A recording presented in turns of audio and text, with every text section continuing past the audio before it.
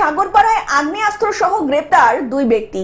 সীমান্তবর্তী মুর্শিদাবাদ জেলার সাগরপাড়া থানার অন্তর্গত দেবীপুর মাঠ সংলগ্ন এলাকায় ইমামালদুল শেখ ও এবং থান্ডু শেখ নামে দুজন ব্যক্তিকে ঘোরাফেরা করছিল।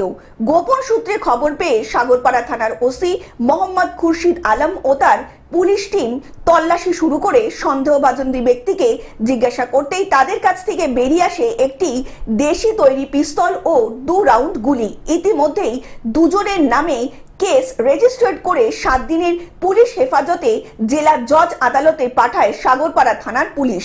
কি কারণে তারা এই আগ্নেয়াস্ত্র নিয়ে ঘোরাফেরা করছিল তার তদন্ত ইতিমধ্যেই শুরু করে দিয়েছে সাগরপাড়া থানা।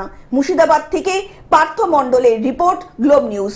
এখন থেকে গ্লোব টিভি দেখুন আপনার স্মার্টফোনেও। গুগল প্লে স্টোর অথবা অ্যাপল স্টোর থেকে ডাউনলোড করুন গ্লোব টিভি লাইভ অ্যাপ। এছাড়া জিও টিভি অ্যাপ থেকে দেখুন গ্লোব টিভি লাইভ।